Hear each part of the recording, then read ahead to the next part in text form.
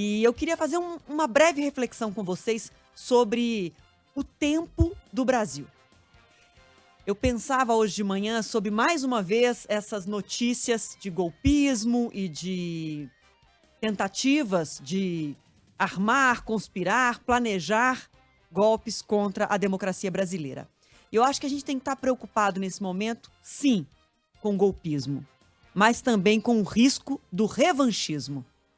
É claro que o atual governo tem que se preocupar com cada denúncia, com cada tentativa de conspiração e de ataque à democracia. É muito sério, é muito grave e nós sempre defendemos essa posição de seriedade e de apuração e julgamento de tudo que surgir que represente um ataque à democracia brasileira, que é o bem maior de um país independente, de uma nação que se deseja manter como tal, como uma nação soberana. Só que, além desse olhar sobre cada denúncia, é preciso que não seja o tempo todo um olhar no retrovisor.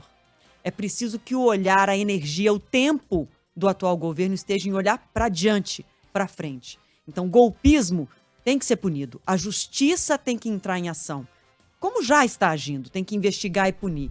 Agora, se um governo ficar gastando a maior parte da energia, do tempo, do capital político que tem para olhar para o retrovisor, ele não olha adiante. E o Brasil precisa que todos nós avancemos juntos, que a gente olhe para frente. Tem a fome para ser combatida, tem o desemprego que ainda está alto, oportunidades econômicas têm que ser geradas, a saúde tem que melhorar, a gente tem que se preparar melhor do ponto de vista da educação para que a gente consiga dar um salto, de fato, preparando os profissionais do futuro para o futuro que já é hoje, que a gente não está preparado ainda, porque a gente não deu esse salto na educação para preparar as gerações para a tecnologia, para produzir conhecimento. Enfim, a gente tem, Fábio, um mundo de desafios e de áreas para melhorar e avançar.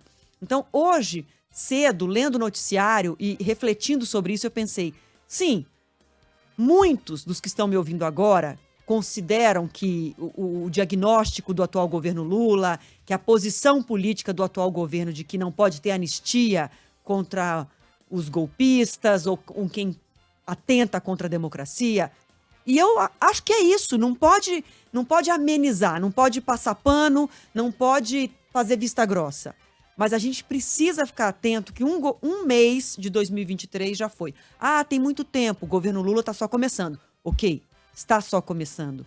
Mas são nesses primeiros meses, um ano e meio de governo, é que muito pode ser feito, inclusive com o avanço de reformas no Congresso Nacional. Então, se a gente tem que, mais uma vez hoje, Fábio, dedicar uma boa parte do tempo aqui do Entre Nós para falar desses escândalos de acusação de golpes, de trapalhadas até, né? Um bando de trapalhões inventando de conspirar contra a democracia, como se tivessem força e capacidade de fazer isso.